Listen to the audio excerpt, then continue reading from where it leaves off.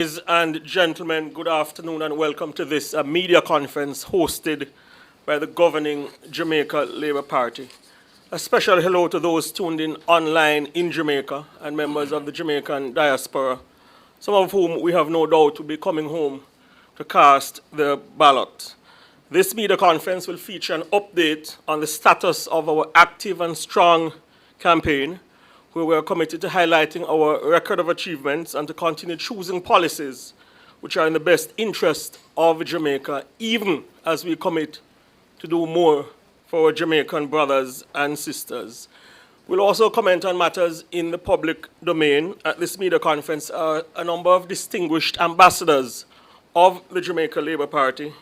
You'll hear from our campaign chairman, Dr. the Honourable Christopher Tufton, the Honourable Favour Williams, the Member of Parliament for Eastern St. Andrew, who has the distinction of being the first woman finance minister in Jamaica. We'll also hear from our achievements and manifesto committee chairman, Senator the Honourable Kamina Johnson-Smith, also having the distinction of being the first woman to be Foreign Affairs and Foreign Trade Minister in Jamaica. And we'll hear as well from the Honourable Dr. Dana Morris Dixon. Without further delay, I invite Dr. Tufton to present his remarks. Dr. Tufton. Thank you very much, Abka. Good afternoon to all who are here and to my colleagues at the head table. We thank you very much for coming, and thanks to those who are listening online.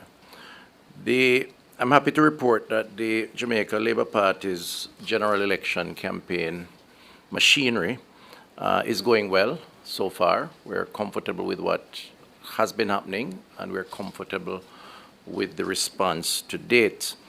I say so with utmost respect and humility for the work that we're doing and for the Jamaican people who are looking on and responding to the message led by the Most Honourable Prime Minister and party leader. We have, as you know, rolled out our achievements document. It was important for us because we have been in office for 9+ years, and we are pleased, having reviewed the response, the demands, the requests for more, and indeed the contents and the comments related to the contents, that it was the right thing to do, and the feedback on the ground has been extremely positive. Our first major mass rally, for want of a better term, which was held in Halfway Tree, where we rolled out all our candidates on display and reinforced the message of the Labour Party.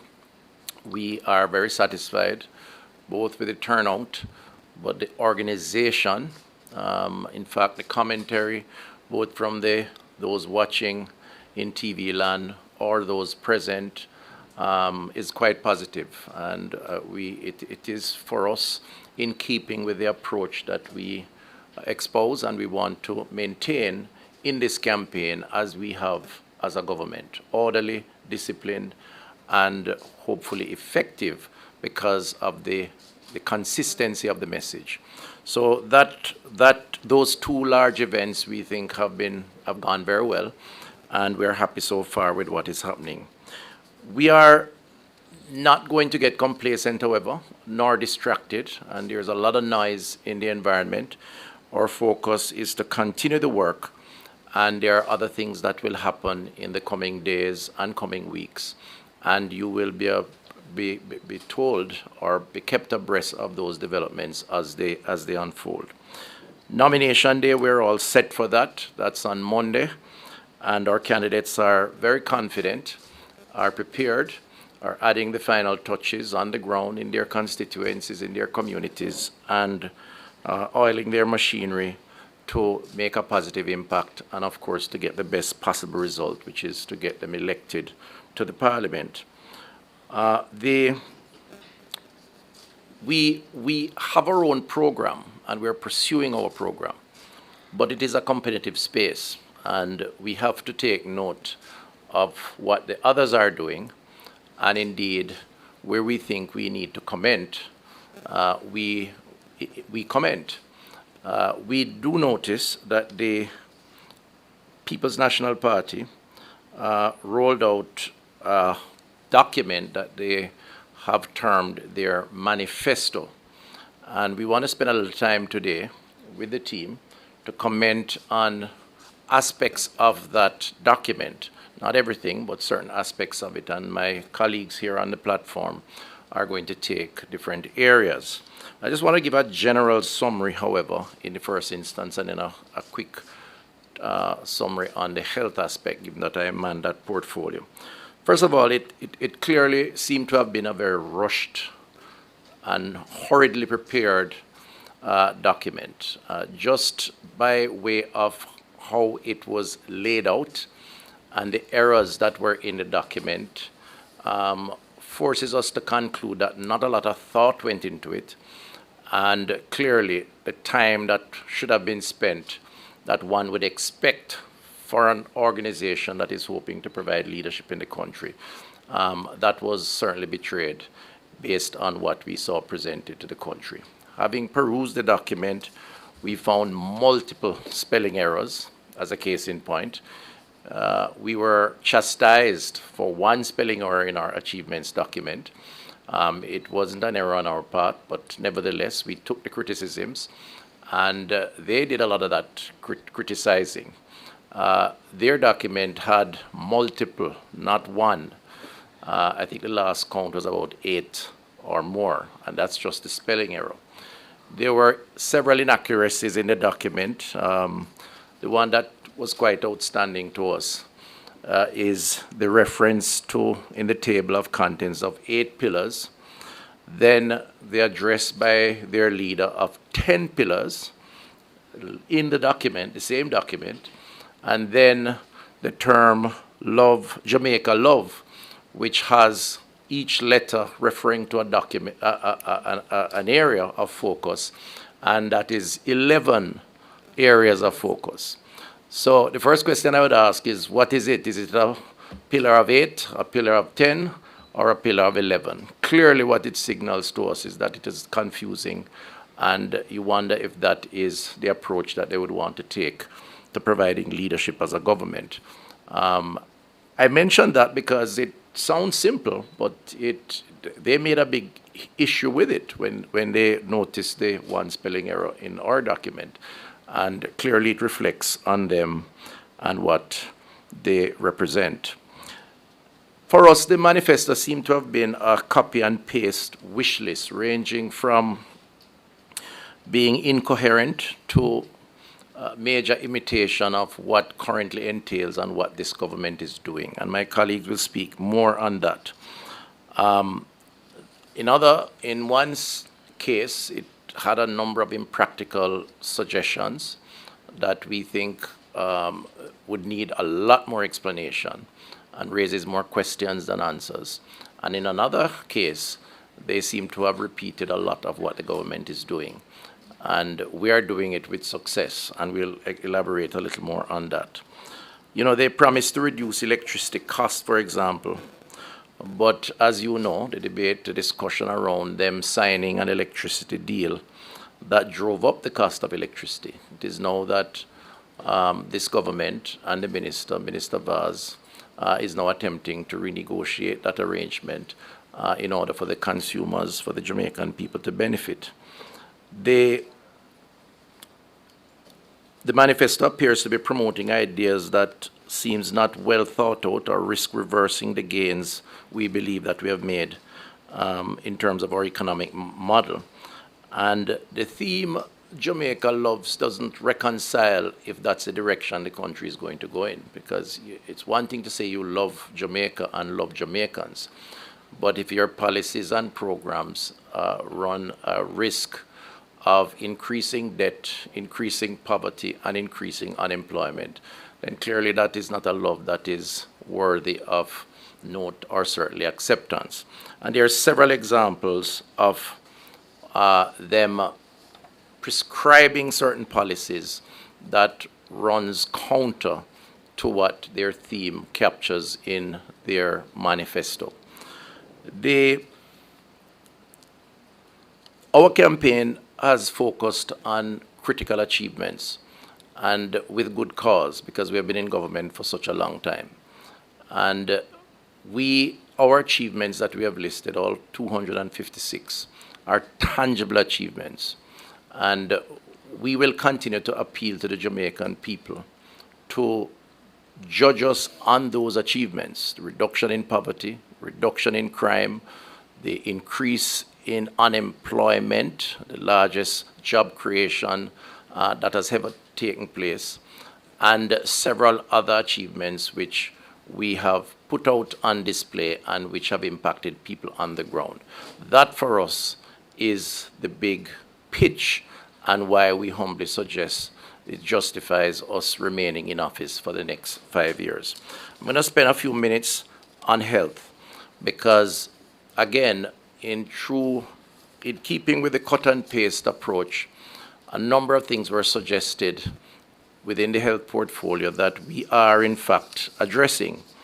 They speak about maternal care, and I know they have made some issues with that in the past year. Maternal mortality is actually trending down. In the COVID years, it was just over 200. It's now 133 in a year ago. We're still tracking the numbers to see what it was last year. We have done a number of things to impact maternal mortality, in improving engagements with mothers early in their pregnancy, governance and monitoring, facilities and equipment that have been upgraded, a lot more engaging approach at the primary healthcare level. In fact, the statistics indicate that last year, some 45% of mothers visit with their health centers to get medical care and support and advice, as opposed to almost half that amount 3 years prior. And this was after COVID. So we are seeing significant improvements, and those improvements will continue. And what they are proposing in their manifesto is what we are actually doing. They speak about the National Health Fund and the expanded care that they propose to provide under the National Health Fund. Since 2015, 9 conditions of illness have been added to the National Health Fund. So the government has actually expanded coverage under the National Health Fund. We have added sickle cell disease, lupus, cervical cancer, attention deficit disorder, colorectal cancer, multiple myeloma, lung cancer, Parkinson's disease, and thyroid disease.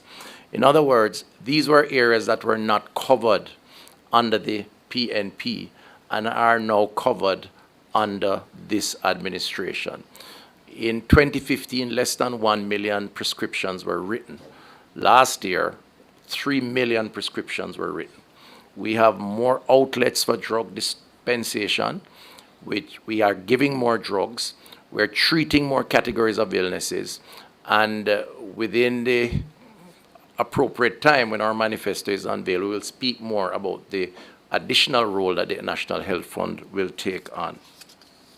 They speak about the diaspora and making it easier to donate. There's a number of things that we have done as a government to improve diaspora engagement. My colleague, Minister of Foreign Affairs, is beside me, and she can comment on some of those things, but we've effectively set up an entity within the ministry. We have direct staff that now deals with diaspora arrangements.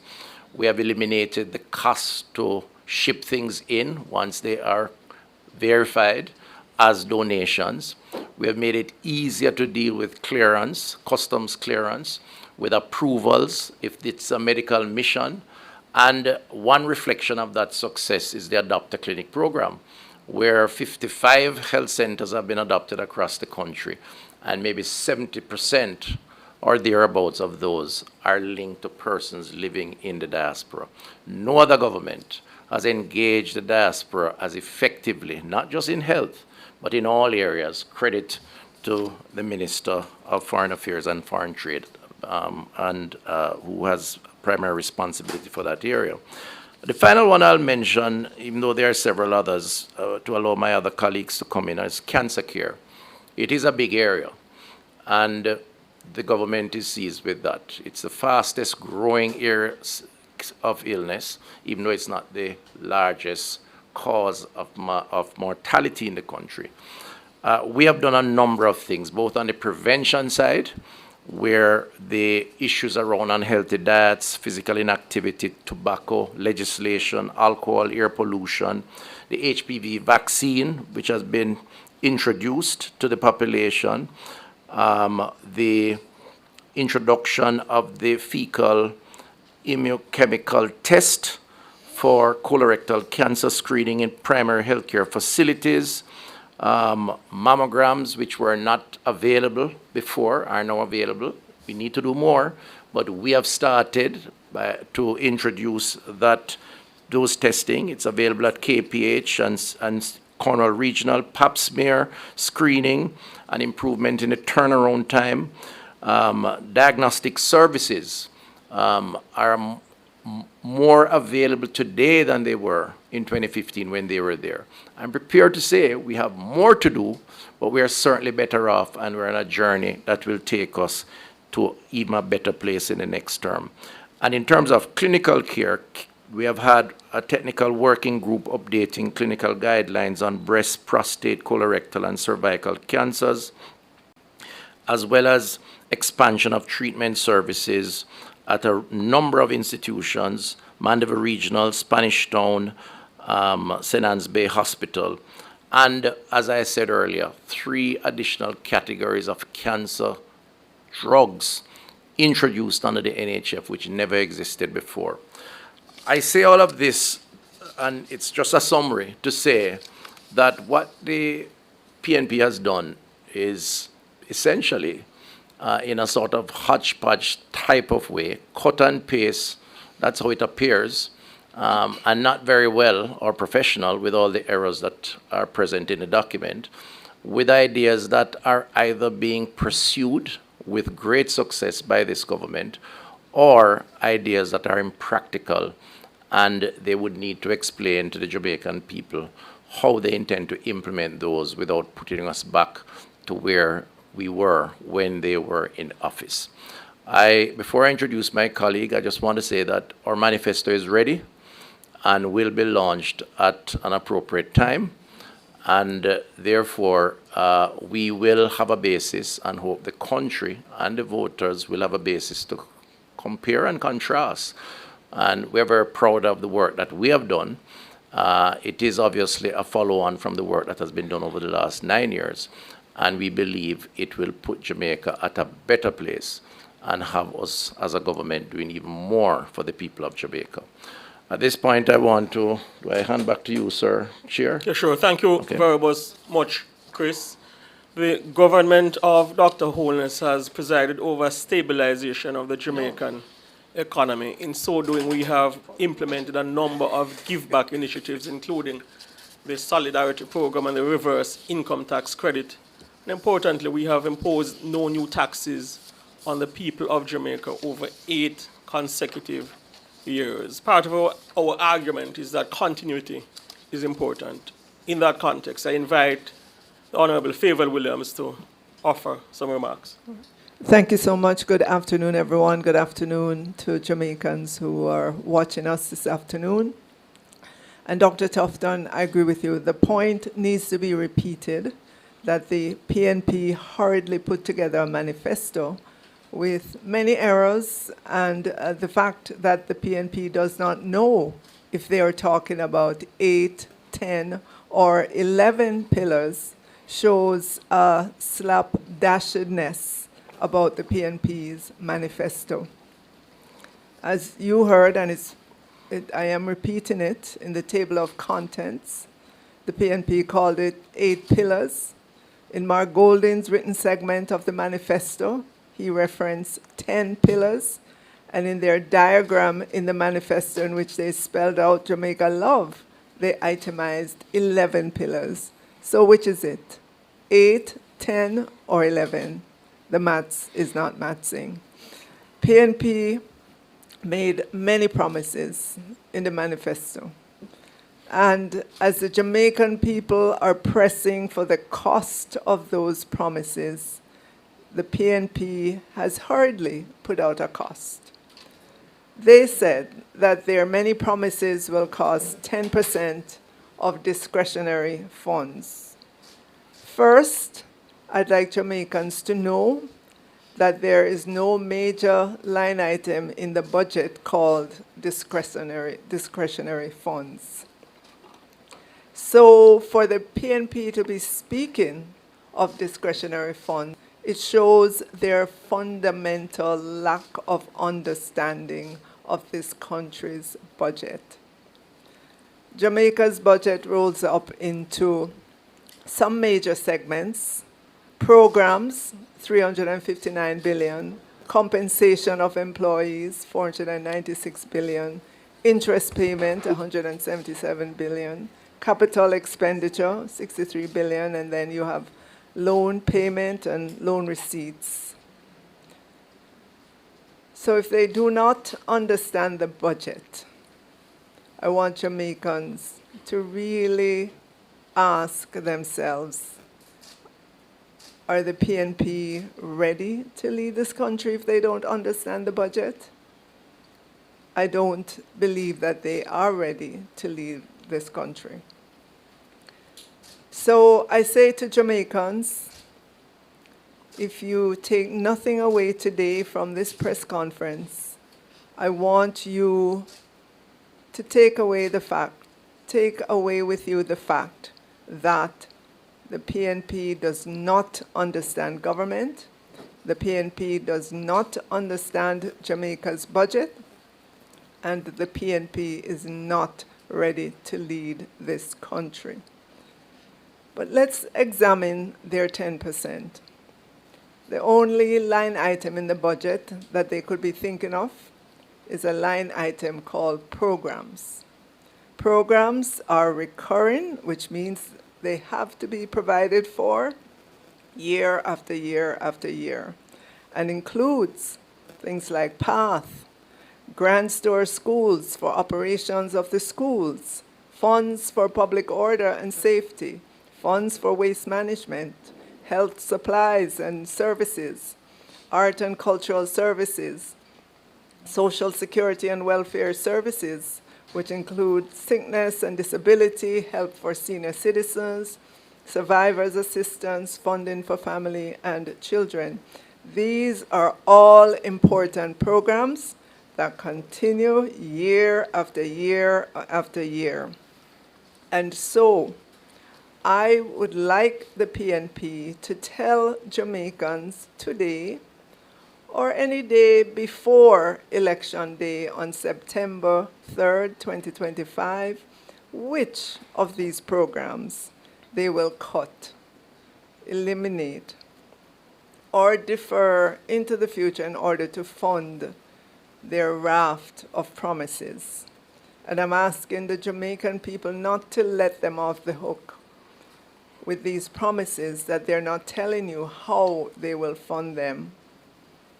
If they can't tell you how they will fund them, then they are simply empty promises. Here today, gone tomorrow. So every time you hear them speak of these promises, ask them, how will you fund it?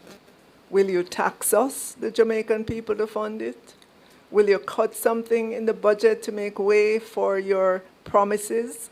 Or, like the PNP has a history of doing, will you borrow to fund it?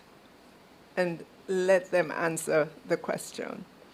So to the people of Jamaica, I say here we are again on the eve of an election with promises from the PNP that they have not explained how they will fund. We know their history. The PNP are the party that puts more taxes on the people. They are the party that adds more debt to the debt stock. Do not let them anywhere near Jamaica House. They will wreck the economy again. They do not understand this country's budget. They do not understand government, and the PNP are not ready to lead. Thank you so much. Thank you very much, Favour. I believe it was the late, great Nelson Mandela that said education is the most powerful tool which may be used to change the globe. That's a conviction of the Jamaica Labour Party and the administration of Dr. Holness. I invite I invite Senator Dr. the Honorable Dana Morris Dixon to present her comments. Thank you very much, Abka, and good afternoon to everyone here, and good afternoon to Jamaicans who are listening to us. My role today is to give some commentary on the manifesto of the PNP, specifically looking at the education, youth and skills section, and also the digital transformation related areas. And when I read through it, it was very clear to me that you could say that the PNP chooses the Jamaica Labour Party. That's what I got from the manifesto, and especially with education. Let's note that our Prime Minister, Dr. the Most Honorable Andrew Holness, created a commission, an education commission, to look at how we can improve education. That commission gave us the Patterson Report. And we reported recently that we're already 30% down the road in implementing those recommendations from that esteemed body. And so when you look at the manifesto, it is indeed a cut and paste of the Andrew Holness administration's policies. And I'll go through a few areas. I could go through many more, but I know our chair will say I need to stop after a little bit. But if we look at literacy and numeracy, a few minutes after I was appointed Minister of Education on October 31, 2024, I said that the goal of the administration and my goal would be to focus on literacy and numeracy and to ensure that every child is literate and numerate before they leave primary school. But then I read in the manifesto, the PNP promises that every child can read, write, do arithmetic, and reason by age 12. Sounds like exactly what I said on October 31, 2024. In terms of early childhood education, I saw a note that said the PNP is seeking to reintroduce structured early childhood screening from age 3 to identify special needs early. And I'd like to note that recently I spoke to Jamaica about this being a top priority of the administration already. And we have already implemented a new age 4 assessment across all of our basic schools in Jamaica, where we are looking at being able to do just that. And so the Jamaica Early Childhood School Readiness Assessment was designed to screen 4-year-old children for child developmental delays and readiness for primary school. All students who have been identified as potential special needs children have a new program that's been created for them to support their continued development. So on those points, we're already doing it, and that's already been articulated as policy. In relation to special education, it's another area we have spoken a lot about. And when I looked at what it says a lot of what we are already doing. So for example, it notes that we're going to provide resources to place an emphasis on the diagnosis of learning disabilities. I thought that was what I wrote. I had to read it again. It sounded exactly like what we've been doing in our administration. We have noted that we are building a new diagnostic center for children with special needs at CASE. And just on Sunday, at our mass rally, the Prime Minister again articulated how central special needs are and how we are expanding services to parents of children with special needs. On school nutrition, another area where we are doing so much work on nutrition. We already spend $9 billion a year to support our children, especially those on PATH. And I've already announced, I announced this months before the budget presentation, that we were going to extend our nutrition support. We're not doing one meal for our students who are on PATH. For our schools where we have children who are underperforming, I have announced on several occasions that come September, we're going to be doing 2 meals per day, breakfast and lunch, for all of those vulnerable children. And so when I read ease, I say that is our policy too, that has been cut and pasted. In terms of our teachers, I noted there was a proposal to remove GCT from laptops for teachers. I would like to again remind Jamaica that this administration has provided 25,000 vouchers to our teachers to provide them with the resources to get their laptops. Every single teacher in Jamaica has their laptop. So we're not just talking about eliminating a tax, we're actually giving them the laptop. So that proposal seemed a lot very strange. It also spoke to training our teachers in terms of technology, but we're doing a lot of that already. In partnership with the EU, we are upskilling and reskilling our teachers in ICT. We're also rolling out more technology and AI tools in our schools. Right now, we have an AI tool that can mark papers. And our teachers, some of them are using it now so they don't have to mark papers on their own. In terms of labs, I saw something about labs, and we're going to put more investment into labs. I've already announced a $400 million initiative, an investment in all 15 of our technical high schools. And we're going to put in state-of-the-art labs. So for example, I give you some examples. St. Andrew Technical High School will get a renewable energy lab. Herbert Morrison is getting a robotics lab. Dintil Technical is getting a lab for digital construction. Kingston Technical is getting a virtual welding lab. And St. Elizabeth Technical is getting a mechatronics lab. This is the kind of visionary work that we're doing. We're not writing a sentence about a lab. We're actually already doing it. In terms of civics in schools, I have the wonderful minister, former Minister of Education here with me. She introduced civics back into schools in 2022. So this notion that we're going to introduce civics that the PNP has in their manifesto makes no sense because it has already been reintroduced. Over 500 schools have introduced civics. In addition to that, we are also introducing it not just at the high school level, but we're going through the entire process. So from your basic school to your primary school to your secondary school, it's been introduced. And there's so many more that I could talk about. I will go to digital transformation. And one thing that really struck me was when I read a particular sentence. And it said the PNP is promising to introduce digital identification cards with biometric security for seamless access to services. I had to read it again. And then I wondered if I was reading what I actually saw. And I read it again. Introduce digital identification cards with biometric security for seamless access to services. That is NIDS. That is the same NIDS that was fought. It's the same NIDS that was challenged that now finds its way into a manifesto. But I'd like to remind Jamaica that NIDS was launched in late 2024. In addition to that, broadband access. The manifesto notes that they're going to be doing more broadband. We are already doing that.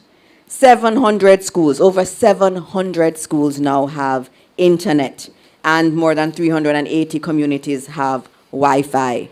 They talk about AI, artificial intelligence, and having an AI and ethics commission. We convened a AI task force early.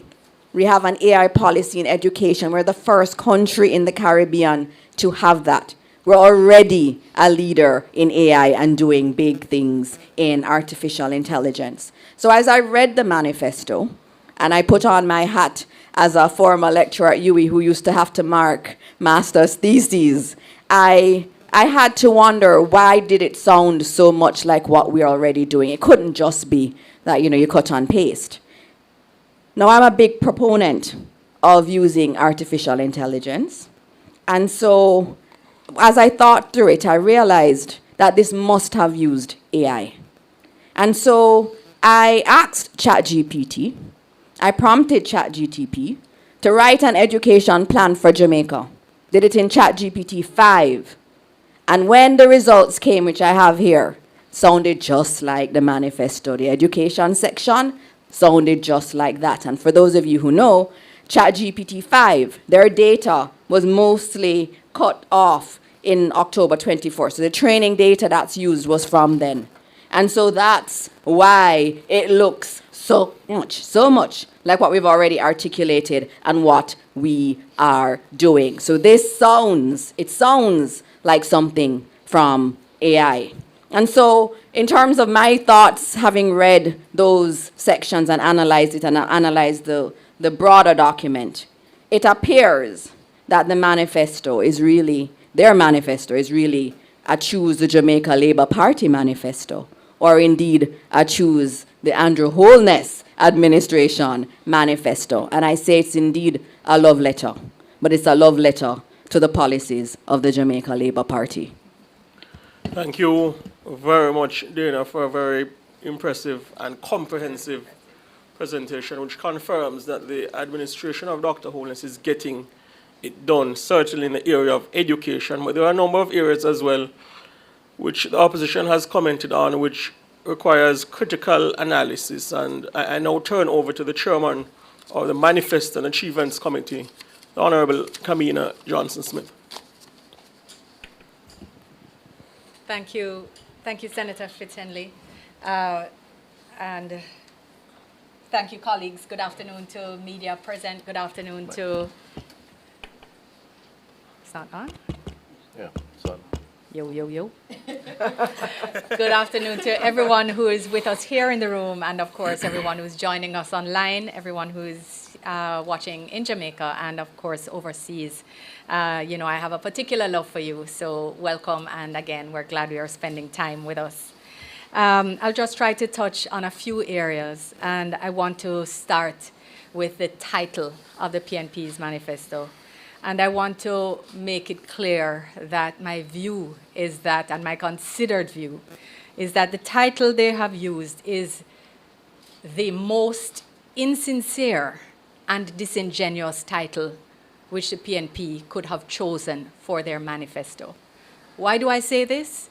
They have spent the last 3 to 4 years tearing down Jamaica in every forum, whether domestically or internationally, maligning our systems recklessly without any concern as to the risk to which they have put our systems or our beloved country. They have maligned the media, which affects our global media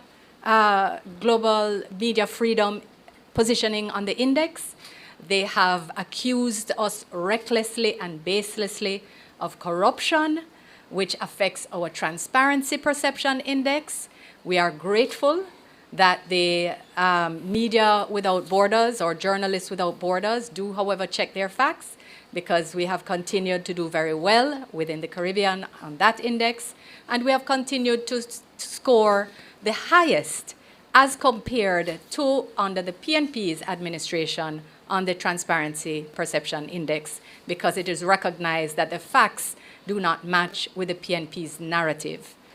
However, not only to tear Jamaica down internationally, but to start your campaign with the mantra of blood and fire, recalling one of, if not the most politically violent periods in Jamaica's history, at a time when the government is working relentlessly to restore peace.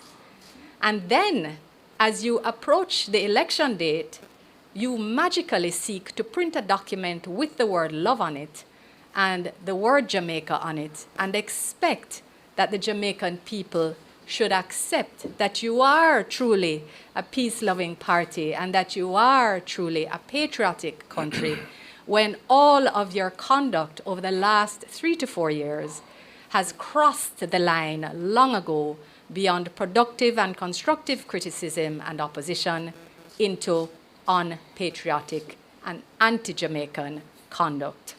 It is disingenuous, it is, to put it softly, insincere, and I want the Jamaican people to be clear that the PNP has shown you who they are, and so we must believe them. One document, slapdash, cut and paste, AI generated, however you put it, it is not sufficient to correct who they have shown us themselves to be. The next point that I want to take is more on the lines of content. And again, however, regrettably, I have no conclusion other than that they are, again, entirely disingenuous or perhaps uninformed. The extent to which their policies replicate or repackage policies and programs in place already by the Jamaica Labour Party is astonishing. It is astonishing. And I heard someone this morning on the radio describing it as continuity, which we should celebrate. But that is in fact not the case. If it were continuity, they would say so. But what they have done is actually position the programs and the policies as if they are new and as if they are theirs, without any reference or acknowledgement to the fact that there are things in progress. That is not continuity. That is political and intellectual dishonesty or ignorance. The Jamaican people can assess and decide which one it is. Neither one is good or ready to lead. If I take that approach and apply it to the foreign affairs and foreign trade section of the manifesto, because as my colleagues have worn their portfolio hats, I'm going to wear my hat for a little while. Their very first proposal, if I recall correctly, is that they will restore active re-engagement within CARICOM. Who is chair of CARICOM? Dr. the Most Honorable Andrew Holness is the chair of the Conference of Heads of Government and State of CARICOM at this point in time. For the second time, we have chaired COFCOR, we have chaired COTED. Prime Minister is also the chair of the External Trade Negotiations Committee in the quasi-cabinet of CARICOM, one of the areas which is most critical and on which he's leading now, given the various trade challenges which are affecting the region. We were the very first country in the Caribbean. Prime Minister Holness was the first Prime Minister in Parliament to call for the UN to assist Haiti.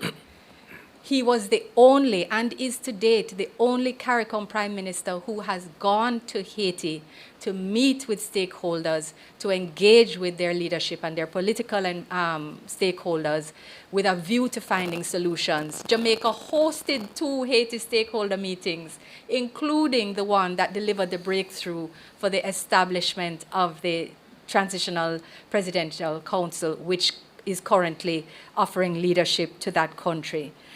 To say that you are going to actively re-engage, are you uninformed or are you politically dishonest? Again, Jamaica must make the choice, having looked, but neither is good. I want to make the point as well, in respect of their engagement with CARICOM, that when we took office, I'm sure you must all know, even if you didn't personally experience, but how Jamaicans were treated when we traveled within the region was not good. And it was particularly bad with Trinidad, and our goods were not given access to their markets, and we have literally fixed both problems. We now travel with very good relations. They're not perfect. No system is ever perfect when you're relying on individuals to implement systems, but government to government, across administrations on their side, and certainly as it has been over the last 9 years, massively improved. And something that we continue to work on. Our trade within CARICOM continues to be positive. And in fact, we've even had several win-win circumstances where we have been exporting refined oil to Trinidad, which they are able to add value to and export elsewhere, earning on both sides. So again, to actively restore engagement, we're not sure where they're coming from with all of that. I want to also note that they have said that they will be working and restoring on international cooperation and human rights and self-determination, etc. But Jamaica has stood on every forum or in every forum for the territorial sovereignty of Guyana and Belize in their territorial disputes. We have stood with Ukraine in their with the war which has sought to offend the principles of territorial integrity and sovereignty.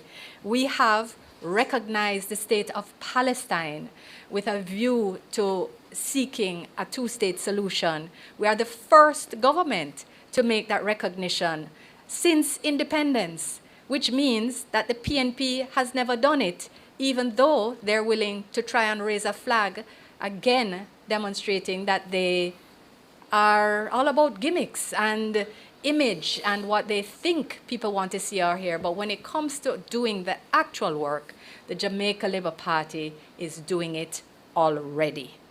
They say that they're going to engage the diaspora on constitutional reform, but Minister Malahoo Fort has been having town halls in the US and in the UK, and this process is not done yet.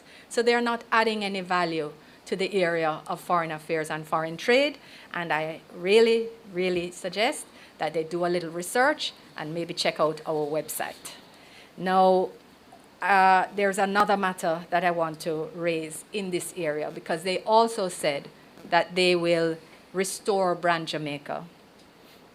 And I also have to make the point, because it's related, that they have not even mentioned the word multilateralism in their foreign affairs section. Multilateralism is the core of small state foreign policy. One state, one vote is the only way for countries like Jamaica, like our CARICOM member states, small island developing states, to have an equal voice on the global challenges that affect us all, like climate change, like financing for development, and other major issues.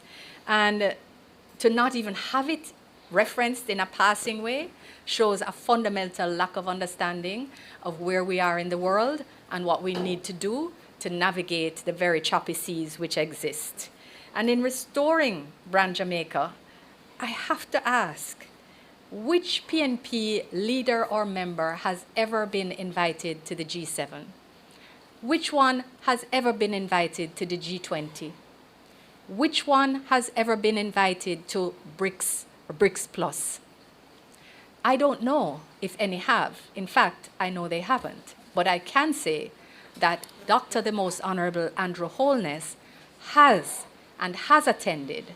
And I'm happy to announce and make public that over the past month, he has since been invited to the G20 again by President Ramaphosa, the incoming president of BRICS. Of the G20. He has been invited to the G20 again by the incoming president of G20, President Ramaphosa. So we're not speaking about things that have long gone and that things have changed and our reputation has changed. Not at all. Prime Minister Holness, Jamaica, and indeed the government under the Labour Party is held in the highest regard internationally. And if I just add one more, and I know, Mr. Chairman, that I can't go on forever, but which of their leaders have ever been asked by a UN Secretary General to lead any global initiative? Again, the answer is going to be the same to both, because Prime Minister Andrew Holness has been asked to lead more than one on climate finance, on financing for development, on the Sustainable Development Goals, and on which he co-chairs the SG's Leadership Initiative. I will deal with one more issue of content, please, with your indulgence. On crime, the PNP's manifesto is an absolute and complete and abject failure.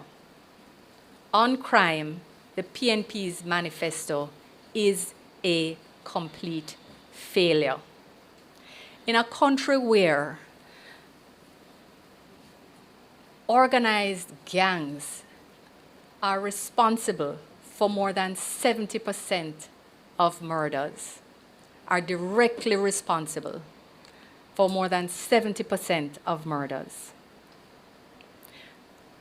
The PNP's manifesto does not even include the word gang. There's a vague reference to scamming networks in a sentence somewhere in it, but they have not even said the word gangs. They absolutely 100% do not understand how to deal with crime in this country. On the other hand, the government, under the leadership of Prime Minister Holness and Dr. Chang, have been relentlessly dismantling gangs, bringing them down from over 300 to just over 100. And that has not changed the percentage or proportion for which gangs are responsible for murders. It still remains at an average 70% because it shifts even with gang activity. I want to make it clear that this fundamental lack of understanding is the very same reason why under the PNP between 1990 to 2007 when they were in office, Jamaica became known as the murder capital of the world. It was under them and their poor crime management that murders moved from 400 to over 1,000. It is under them between 2012 and 2016 that the gangs reorganized, even though they inherited a downward trending murder rate when they took office from the Labour Party in 2012. So this is not a party that you can trust on crime. They have an opportunity or had an opportunity to demonstrate an understanding, and they have failed. I want to make it clear as well that even with that massive demonstration of a lack of understanding, in addition to that, we have more of their cut and paste, because of their 27 crime proposals, so the sensible ones, 70% of them are already being done. We are doing them already. And since we're doing them successfully, I think that the Jamaican people must understand that we are the party, we are the government in which they should put their trust on crime. Giving them responsibility, again, is going to undoubtedly reverse the gains that we have had. We are already celebrating more than 40% reduction, supporting the security forces with more mobility, more technology, more strategy, more training, more welfare support, better working conditions, more police stations that are renovated, built, and restored. And in that context, it is the Jamaica Labour Party who is the party that you should trust on crime. So I know that there are more things that can be said. I want to just make clear that Minister Morgan will be taking forward the issue of roads in the days to come. Minister Samuda will take on the environment and water in days to come. He did, however, ask me to make the point that on funding of NGOs, the government is already funding small NGOs in the environmental sector under the GEF Small Grant Fund, and he thought it was very important that I make this point. So I'm making it for him, but he will raise other matters.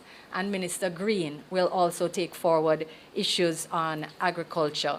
So I know, Mr. Chairman, that there are more things to discuss, but I will close on that point. Thank you very much. Thank you very much, Senator Johnson Smith, for a contribution which has made it clear that whereas national security and foreign affairs are concerned, the Jamaica Labour Party administration is achieving positive outcomes on behalf of the people of Jamaica. On the other hand, the PNP is doing quite a job of talking about getting it done and pretending that it is not being done.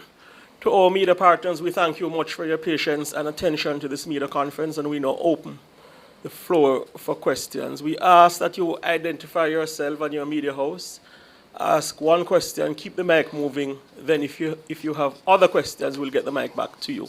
This is to ensure that as many people as possible get the opportunity to ask questions. Our first question is from...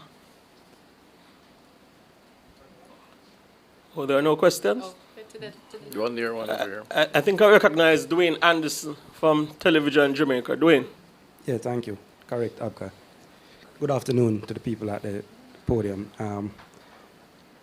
I remember very well prior to the Jamaica Labour Party coming to power in 2016, a lot was said by the then administration about what cannot be done. And I'm listening to the Jamaica Labour Party on this particular campaign trail, and it's echoing in a similar way, some may say. Are you fearful any at all that you could be going down a similar path? I didn't understand the question. Is it 1.5? Yes. So at the time, the People's National Party administration spent a lot of time telling Jamaicans why certain proposals being made by the opposition at the time cannot work. And it echoes in a similar way now. Are you concerned that Jamaicans may be receiving your position similar to then? You want me to go ahead and you can? There's a very sharp distinction between then and now. First of all, the results of the 9-year program of this government is very, very clear. And the statistics, the official data, the sentiments on the ground can reflect that. I give you the crime stats that my colleague spoke to earlier. 40% down in murders within a year is historic. Poverty levels, employment, and all the other areas that we have identified. And we have also been able during that time to stabilize the economy, to pay down the debt. So it's a much different context. It's hard for you to compare 2016 with today, because it's a very different context totally, both in terms of the challenges but also in terms of the achievements. But the other very sharp distinction which gives us the right to make the claims that we make is we say the cut and paste hodgepodge nature of what has been put out by the PNP. The truth is, I would say close to 70% of what they have put there, if it makes sense, because it doesn't make sense in all certain cases, as we have said, is being done in some way, shape, or form by the government. I looked at what they have said in health, and there's hardly anything there that they have said that we're not doing, and making progress while doing it. And the same could be said for education, same could be said for crime management, and so on. So we have a basis on which to say that why change if you're coming to do the same things? And indeed, it's a risk. It's an experiment that is quite risky, because the people who are doing it and getting the results already justify and legitimizes their position as to why they are there. The other guys are saying, okay, we will do it too. The country can't afford that kind of imitation approach. I think, and I say so with the utmost humility and respect for the people of Jamaica and their right to make a choice. We're just trying to bring to their attention the need to recognize the risk involved in supporting that organization. When they left the country in disarray, and we have brought it to a particular point where we're making very good progress, doing more for the people of Jamaica, and we believe that justifies us being considered to continue that process. So there's a difference between then and now, we think. May I make a follow-on answer? Sure. Sure. Just just don't touch it. Yeah.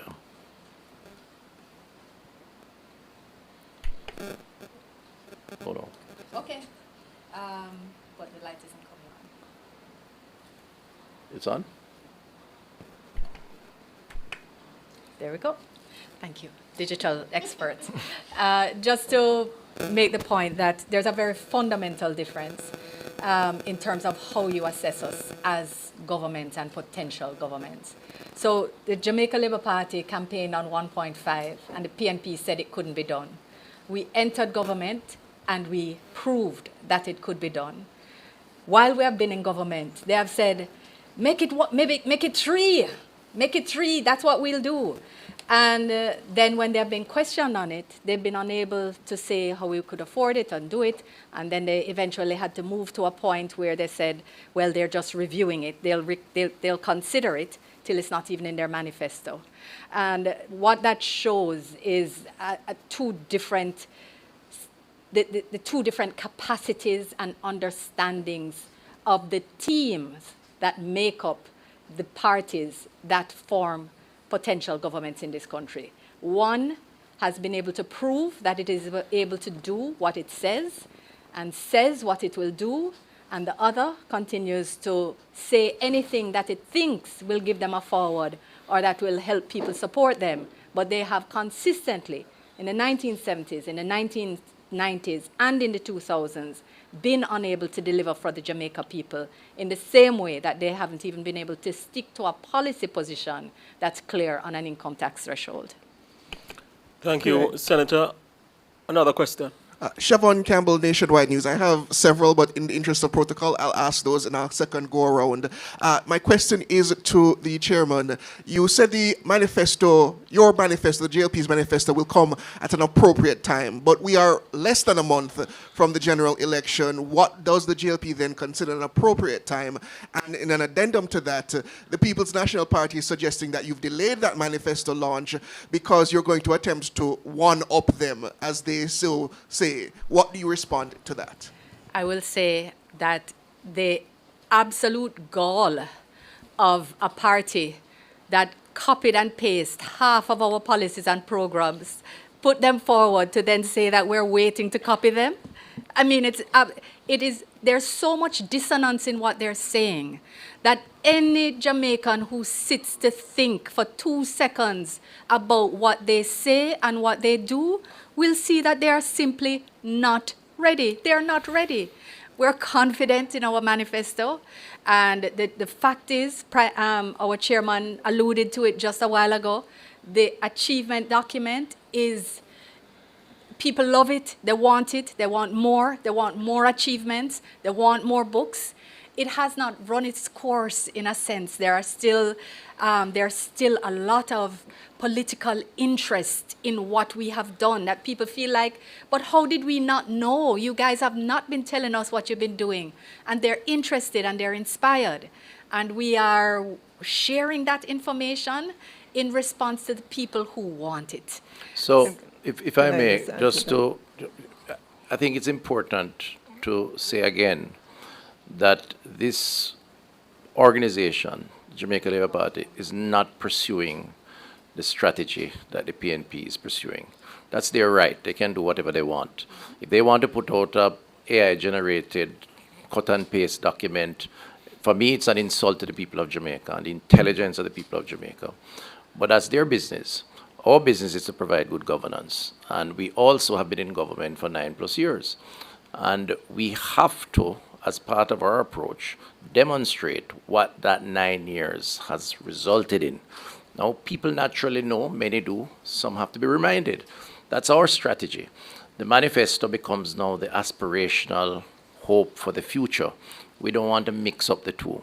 So this issue of timing is based on our approach, which we think is the right approach from an understanding perspective, and nobody is going to force us because they're putting out something irrespective of all the challenges that they obviously are finding out after the fact. I mean, whether it's 8, 10, or 11 pillars, for example.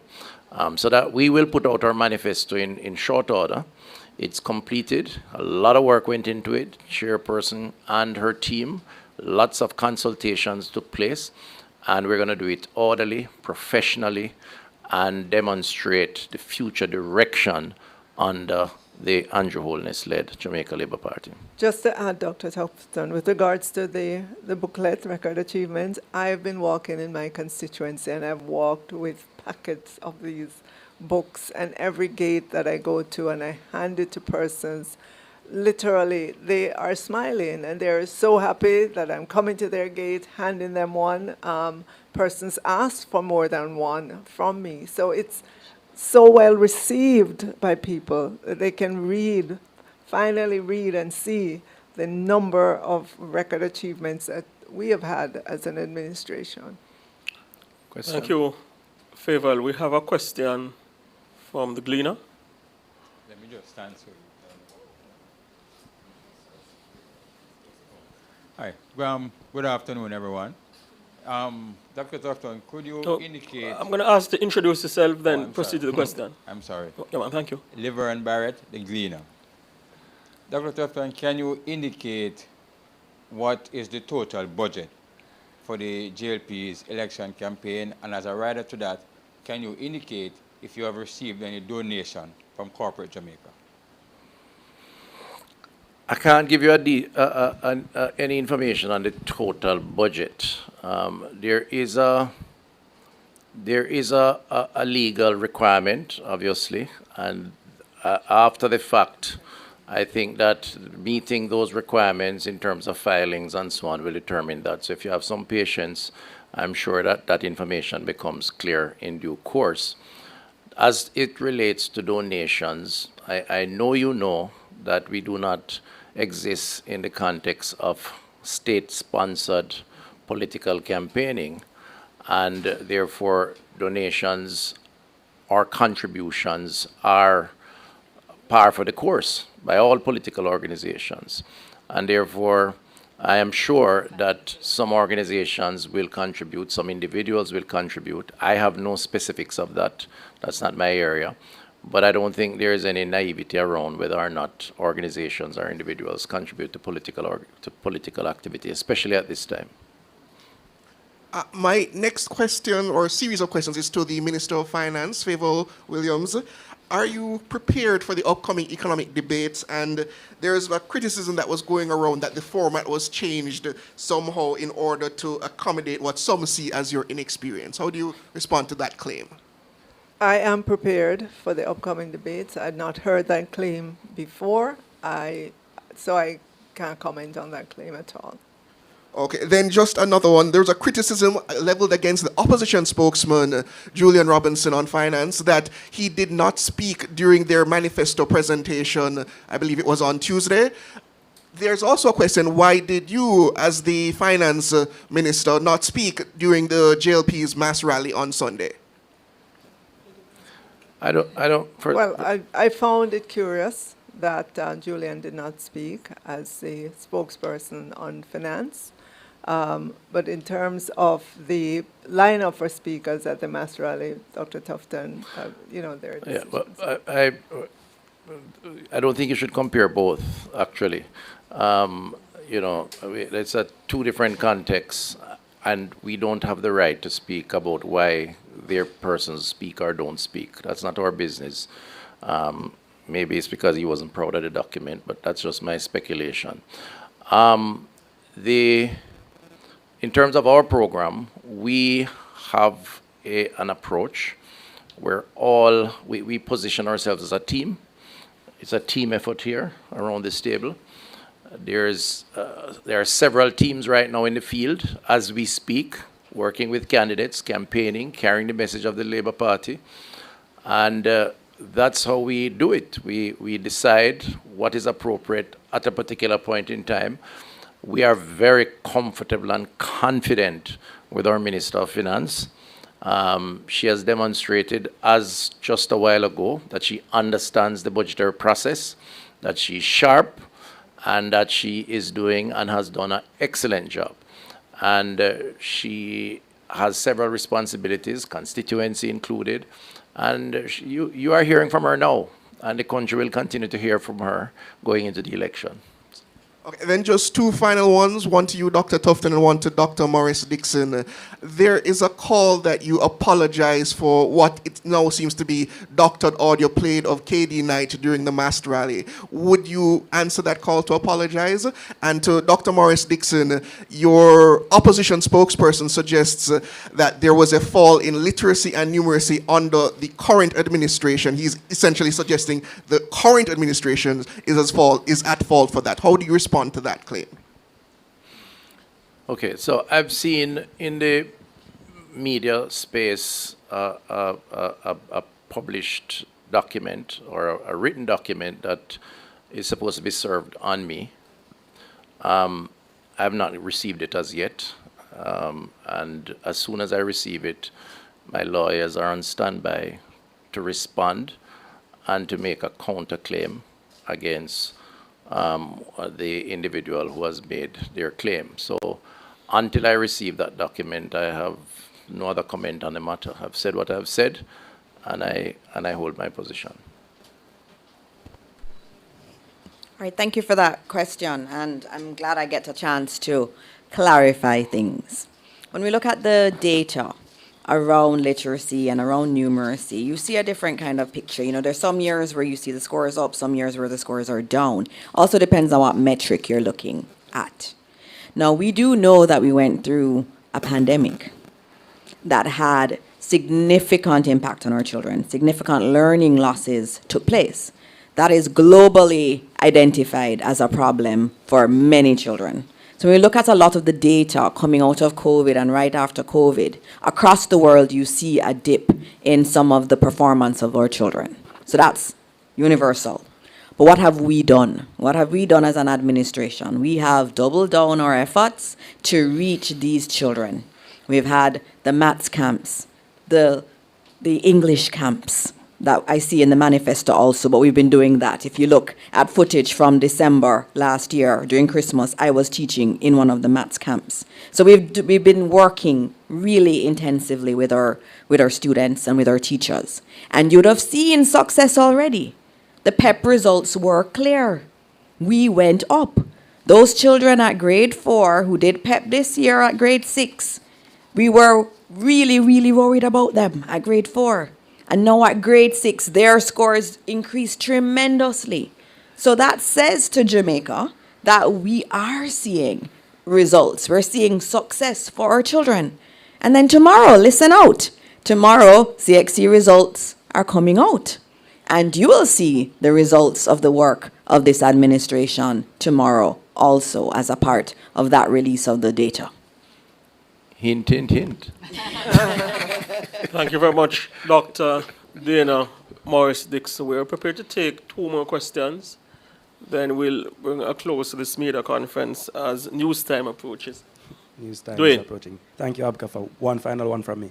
The opposition, the PNP, they've repeatedly mentioned this discretionary spend that each administration has, around $350 billion. From what you know, Minister Williams, is such a spend in existence, and why using the funds from that? Would it be reckless or damaging to the future of the country? As I said when I started out, there is no major line item in the budget called discretionary spending. There is none. It doesn't exist. That 359 billion you're talking about has to do with programs that we have to fund year after year after year. PATH program, grants to all our schools to ensure that they operate, they need it for their daily operations. What we use in terms of providing for safety and security, health supplies and services, social security and welfare services, sickness and disability. There are a number of programs, important programs, that have to be funded on a recurring basis year after year after year. And so that's why I am saying to the PNP, tell us how you're going to fund your promises. Which of these programs, these recurring programs, will you do away with? Which one of them will you cut? Because I don't know where they get this idea or this notion that there are billions of discretionary funds sitting around in government. That is not so. And it just shows their lack of understanding of the budget of the government. Do we have an additional question? No, we don't. Thank you much for those closing comments from the Honorable Favour Williams, arguably the most qualified individual to have assumed the post of Minister of Finance in independent Jamaica. Thank you much to our media partners for your attendance at this media conference. Our gratitude as well to our presenters, and to those of you who are watching online. The Jamaica Labour Party appreciates your listenership and indeed your viewership. We continue to choose policies and programs which are in the best interest of Jamaica. We choose Jamaica, and in turn we humbly ask that you choose the Jamaica Labour Party. Much has been accomplished by the administration of Dr. Holness, but we have a firm commitment to do more for you. Thank you and have a very good afternoon. Very well. When I chose to serve, it wasn't about politics. It was about love for country, for people, and a passion to ensure every Jamaican can secure the future we all deserve.